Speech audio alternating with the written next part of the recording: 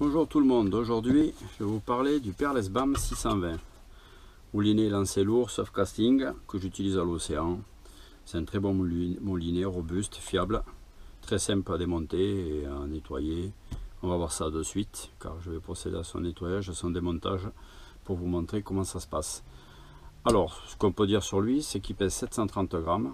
Sa contenance, la bobine contient 225 mètres de 50 centièmes. Il a une récupération moyenne de 90 cm autour de manivelle, c'est-à-dire un tour 90 cm. Pour moi, c'est un très beau moulinet qui ramène comme il faut, il n'y a pas de souci, c'est presque un treuil. Voilà, donc maintenant qu'on a parlé un peu du technique, ses caractéristiques techniques, on va parler démontage. Et c'est ce qu'on va faire de suite. Alors pour démonter, c'est pas compliqué, on va commencer par enlever la manivelle. Alors la manivelle, je vais procéder à son démontage dans le sens anti-rouleur, c'est-à-dire je visse pour dévisser. Voilà, je visse et ça dévisse. Voilà, on démonte la manivelle. Ensuite, on va enlever le cache-poussière plastique et la petite rondelle en feutre de protection. Une fois que j'ai démonté ça, je vais démonter le bouton frein. Alors, le bouton frein, il est serti. Ce que je précise, c'est qu'on ne peut pas le démonter. Il est serti, c'est indémontable. Voilà. La bobine avec son système bruyant. Vous voyez, c'est le système du frein. Voilà. Et pour changer ce petit ressort, c'est pas compliqué. Vous appuyez dessus, là, vous voyez, vous l'envoyez vers cette partie-là, et il sort tout seul. Voilà, et puis vous pouvez le changer. Il n'y a rien de compliqué. Voilà. Une fois que j'ai démonté ma bobine, pour démonter le doigt, c'est pas compliqué non plus. Je dévisse cette petite vis pour le graisser parce qu'il s'arrive qu'il s'agrippe autrement.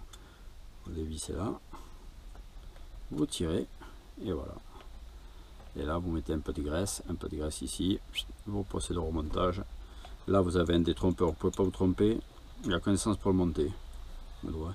Il y a une encoche dans la vis et il n'y a qu'un sens pour le monter. Et là, vous remontez votre petit vis. Surtout, n'essayez pas de tourner cette pièce-là.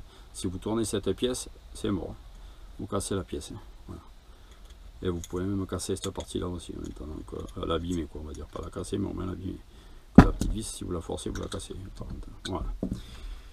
Une fois que je vous ai montré pour le doigt, on va parler du moulinet. Alors lui, c'est pas compliqué. Je vais dévisser 3 vis et dévisser les vis du couvercle. Voilà. Un petit tournevis plat et on dévisse. Ah, pour le doigt, au fait, c'est une clé de 7. Et après, on aura besoin d'une clé de 16 aussi. Donc je continue à vous montrer ça. On va voir la clé de 16, pourquoi on aura besoin. Le tournevis plat, un petit plat, pareil. C'est des petites vis. C'est vraiment de l'horlogerie. On va dire presque. Hop. On va utiliser les petits tournevis pour tout ce qui est petite mécanique. Voilà. Ensuite, on va enlever les goupilles de coulisseau. Il y en a deux. Une, deux. Elles sont en acier. Voilà. Une fois que j'ai enlevé les goupilles de coulisseau, j'enlève mon axe complet.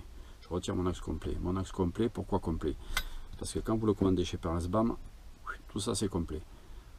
Cette partie, la couronne qui vient faire le bruit de la bobine de frein, de la bobine de fil, elle est en aluminium et l'axe lui est en inox. Donc quand on essaie de démonter ce que j'ai essayé de faire, parce que je suis curieux moi, il y a des petites cannelures et si on a le malheur de ne pas mettre ces cannelures en face de la couronne exactement, mais alors là c'est vraiment, il faut vraiment pas se louper, et bien cette partie là elle est morte. Parce qu'après elle tourne dans le vide. Et là, il faut changer l'axe complet. Il n'y a pas de choix. Ça ne se vend pas au détail. Cette partie-là ne se vend pas au détail de celle-ci. C'est tout complet. C'est comme ça. Pour ça, c'est axe complet. Donc je mets là. Voilà pour l'axe complet. Maintenant, je vais démonter. Voilà. J'ai perdu une petite pièce. Voilà. Elle est tombée, celle-là. Je n'ai pas vu venir. Voilà. Alors, ensuite. Eh bien, il s'est démonté tout seul. Mon coulisseau, alors mon coulisseau plastique vient comme ceci. Je l'enlève parce que j'ai enlevé l'axe complet. Je l'enlève avec mon patin en bronze aussi. Donc je l'enlève aussi et je procède au démontage de mon carter de bobine tournant. Voilà. Alors lui c'est pareil. pour le dévisser, je visse et il se dévisse. Voilà. C'est même pas de vis à l'envers. Voilà.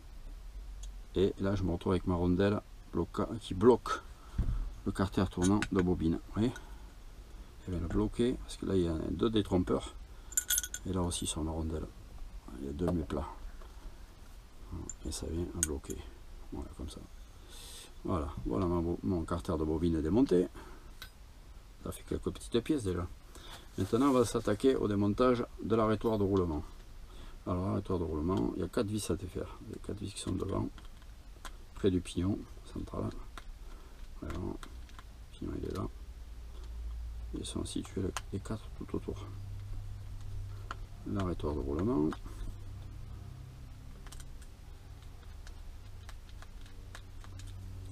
Voilà.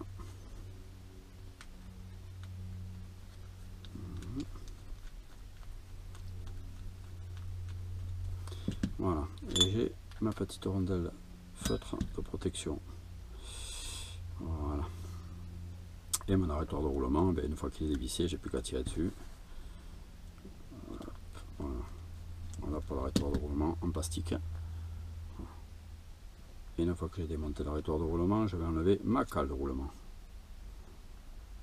Et là maintenant on va procéder à l'enlèvement de la cale de roulement et du pignon. Le roulement, vous voyez, j'appuie là, j'appuie sur le, voilà, ça ne voit pas bien, voilà, j'appuie sur mon pignon et tout c'est tout qui vient, voilà, j'appuie sur l'arrière du pignon et tout est sorti. Et là je peux démonter mon roulement et mon pignon, voilà. Une fois que j'ai démonté mon pignon et mon roulement, je vais procéder à l'enlèvement de la couronne en bronze. Hop, juste ça, et ça suffit. Couronne en bronze, axe de couronne en inox. Et derrière j'ai une petite rondelle là, je l'écarte un peu pour vous la montrer, vous voyez. Une rondelle téflon pour protéger le frottement entre la couronne et le roulement de couronne qui est au fond. Voilà. Voilà. Maintenant je vais démonter ma came anti-retour. Alors une vis, on dévisse la vis au fond du carter, du boîtier. Voilà. J'ai démonté ma vis et là j'ai ma came anti-retour qui vient. Voilà ma came anti-retour. Ensuite, j'enlève mon ressort de came anti-retour, mon petit ressort, et là je vais procéder à l'enlèvement de mon roulement. Alors pas compliqué, je prends mon axe, tac tac, je tapote, je me retrouve avec mon roulement dans les doigts. Voilà. Et ensuite, il me reste plus que mon sélecteur à sortir. Le sélecteur, c'est pas compliqué, une petite vis à dévisser, on dévisse, on tire et ça sort. Et là, la partie bronze, on la sort depuis là. C'est tout. Si on peut changer, si on a besoin de changer, mais franchement, ça s'use jamais. Ça peut s'abîmer, mais ça non. Alors ça, faites attention en serrant et en dévissant, en serrant plutôt. La tête, elle peut casser dedans si vous serrez trop fort. C'est tout petit comme vis. Alors faites attention, autrement ça se commande chez Peresba, mais il n'y a pas de problème, ils sont sérieux, vous commandez toutes les pièces de toute façon. Pour ça, il n'y a pas de souci. S'ils n'ont pas, vous envoyez un petit mail et vous la commandez et ça suit. Voilà, voilà. J'avais démonté ce moulinet bon, pour le nettoyer, et parce que j'avais eu un petit souci, il était tombé par terre et j'avais cassé le boîtier à cet endroit là, ce qui fait que j'ai été obligé de commander un boîtier complet. Et le problème c'est que quand maintenant vous achetez un boîtier complet, c'est plus cet autocollant que vous avez, c'est celui-ci là, le bleu blanc rouge là. Si on le voit bien là, celui-là. Et donc là peut-être qu'on voit mieux, voilà. Et ben, moi ce que j'ai fait, j'ai pris un sèche-cheveux, j'ai chauffé l'autocollant, je l'ai enlevé, j'ai chauffé sur le boîtier neuf, je l'ai enlevé aussi, et mon ancien autocollant de mon ancien boîtier, je l'ai remis, je suis venu le recoller sur le boîtier neuf avec de la colle néoprène tout simplement. J'avais bien dégraissé, tout bien nettoyé, et j'ai recollé avec la néoprène et ça tient nickel, il n'y a pas de problème. Si ça peut vous servir comme ça, vous allez vous retrouver avec un moulinet à l'origine. Ou alors il va falloir que vous recommandiez un couvercle assorti à l'autocollant, au nouveau autocollant. Voilà. Bon, maintenant qu'on a vu tout ça, on va procéder au remontage. Alors moi je mets le sélecteur dans cette position là. Et on va procéder au montage du roulement. Alors le roulement, pas compliqué, je le présente devant, je le mets bien au milieu et avec les deux doigts j'appuie. Là je rentre bien au fond, voilà, il est rentré. C'est pas compliqué. Là mon ressort, je le mets dans le petit bitonneau qui est là. Je l'emboîte là. Je viens récupérer avec ma main gauche le ressort comme ça. Ici je vais l'emboîter à cet endroit, ici dans ce petit coin là. Ici comme ça, dans l'encoche. Je le mets dans la partie laiton. je vais me récupérer, une fois que j'ai fait ça, je vais me récupérer le trou de la vis. Voilà, et je mets ma petite vis dans le trou de la vis. Et on va procéder au serrage. Attention au serrage, il y a les mollos. Si vous n'êtes pas bien en face, reprenez-le. Parce que le problème c'est dans l'alu et le vis est en fer. Donc vous bousillez le pas de vis en 2-2. Voilà, regardez, un petit essai, ça fonctionne. Hop, hop, je vais essayer mon sélecteur, pas de problème, nickel. Une fois que j'ai procédé au remontage de ma came anti-retour, je vais mettre ma couronne en bronze. Je la positionne, je tourne un petit peu. Il faut que ça fasse le bruit. Et bon, ça marche. Et si je tourne mon sélecteur, il n'y a plus de bruit. Vous voyez, il n'y a plus grand chose. On est bien d'accord. Là, pareil. Voilà. Ensuite, je vais réinstaller mon pignon et mon roulement. Et là, je les installe. On a fait un petit essai, on y va doucement. Voilà. Pignon. On remet le petit roulement. On y va doucement, c'est pareil. On y va gentiment, ça sert à rien de forcer. On y va. Là, on essaie de tout mettre bien aligné. Là, quand tout est bien aligné, normalement, ça doit rentrer. No problème. Si ça rentre pas bien, eh bien, on recommence jusqu'à que ça soit bien, jusqu'à que ça soit bien fait. Voilà, mon roulement, mon pignon, on va essayer, voilà ce que ça donne. Voilà, tout fonctionne parfaitement. Voilà, là, elle est ressortie un peu. C'est pour ça qu'il faut que je remette mon arrêtoir. Voilà, une fois que vous avez fait l'essai, vous êtes sûr que ça fonctionne. Voilà, vous laissez comme ça. Un détrompeur sur mon arrêtoir de roulement et un trou ici. Vous les mettez ensemble. Hop, voilà. Et vous jointez bien les deux. Là. Et là, vous mettez un pet de graisse tout le tour. Là. Entre les deux, là, vous mettez de la graisse. Comme ça fait une petite étanchéité supplémentaire. Voilà, et après on serre. On serre les 4 vis de l'arrêtoir. Et on n'oublie pas de mettre aussi la cale de roulement. Comme ça fait bien centrer ensemble. Voilà. Cale en alu. Et on serre. Par contre, on ne serre pas trop parce que c'est du plastique, ça sert à rien. Vous allez le déformer, l'abîmer, ça sert à rien. Vous serrez juste que ça plaque comme il faut. Et de toute façon, moi je le plaque avant de visser. Donc, comme ça, c'est juste pour maintenir, hein, parce que moi, il est déjà bien plaqué avant que je mette les vis. Voilà, il était déjà bien mis en bois. Voilà, une fois que j'ai remonté mon pignon, un petit essai encore. Allez, nickel, ça marche comme sur les roulettes, c'est le cas de le dire. Voilà, ma petit joint feutre. Voilà. Ce que je fais, je mets un peu de graisse aussi dessus là. Comme ça protège encore mieux. Enfin, dedans, à l'intérieur. Je dis des bêtises, c'est pas dehors, c'est dedans. Je la mets. Côté intérieur. Extérieur, je mets rien parce qu'après tout vient se coller dessus. Voilà, vous les suivez bien. Voilà, là, il n'y a pas besoin sur l'extérieur. Une fois que j'ai remonté mon axe de roulement, mon roulement et mon pignon, eh bien, je vais procéder au remontage de mon carter de bobine tournante. Alors, lui, je le prends, je positionne ma rondelle. Voilà, il y a un détrompeur, je la positionne et je tourne jusqu'à ce que ma rondelle tombe en face. Il y a un petit bitonneau là, et il faut que ça tombe dedans.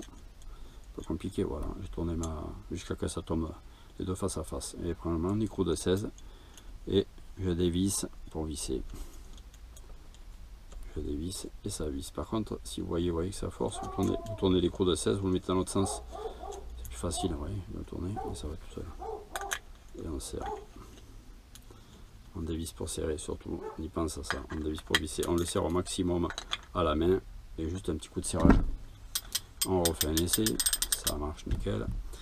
Maintenant on va procéder au montage du patin de coulisseau. Je vais le présenter plus loin pour que vous voyez bien, voilà, patin de coulisseau, voilà, on va mettre là. Et axe complet, je rentre mon axe complet, il traverse, vous voyez, doucement, clac clac dans mon coulisseau. Et on le fait rentrer dans l'autre partie du boîtier. Et hop, mes deux vis, mes deux trous de goupilles sont en face. J'ai plus qu'à positionner mes goupilles. Voilà. Voilà. Une fois que j'ai monté mes goupilles, je vais procéder au montage du couvercle. Le couvercle, je mets un peu de graisse tout autour. J'en mets sur les vis et sur le tour de mon couvercle. Pour éviter que l'eau passe entre. Comme il n'y a pas de joint, ça me fait un joint à partir de la graisse, quoi. Ça me fait un joint avec de la graisse. Comme ça, c'est nickel. J'ai pas, même si mon moulinet venait malencontreusement à tomber à l'eau, ce qui peut arriver, parce que nous en soft casting à l'océan, on fait beaucoup à la reculée, Et ça arrive que les porte-cannes, ils cassent la figure et que les cannes se retrouvent à l'eau. Ça arrive, c'est rare, mais ça arrive. Quand on ne fait pas attention, des fois ça peut arriver. Donc là, ça vous protège au moulinet au maximum, quoi. Le fait d'avoir la graisse à cet endroit-là, vous êtes sûr que là, l'eau ne rentrera pas là, ni là. Enfin, ou si elle rentre, il y en aura très peu. Voilà. Ensuite, je vais remonter ma manivelle. Alors, les cannelures vers le bas. De toute façon, il n'y a qu'un sens, vous ne pouvez pas le faire autrement. Mon petit joint feutre là. Et je remonte ma manivelle. Et je dévisse pour visser. Vous voyez, je dévisse et ça visse. Tac, tac, tac, tac, tac, tac, tac. Voilà. Je remets ma bobine. Jusqu'à là, il n'y a pas de souci. Et je remets mon bouton frein. Voilà. Le bouton frein, c'est un frein de 6 kg. Quand même, c'est un bon frein, ça va. Et on va voir le bébé tourner. Ça, c'est ça que j'aime chez Pierre Lesbam, c'est ce bruit là. Ça, c'est les horloges et le frein. Il y en a qui aiment, il y en a qui n'aiment pas. Moi, j'adore ça. Parce que là, quand vous avez une touche, vous desserrez le frein, ça vous réveille de suite. Voilà pour le démontage du 620. On a fait le tour. J'espère que mon petit tuto vous aura plu. Et je vais sûrement refaire un pour un 660 et un 670 pour les comparer. Et on les comparera en même temps avec le 620. Et comme ça, vous verrez qu'il y a énormément de pièces qui peuvent se monter les unes à la place des autres. Voilà. Bon, sur ce, je vous souhaite une bonne pêche et une bonne journée. Au revoir.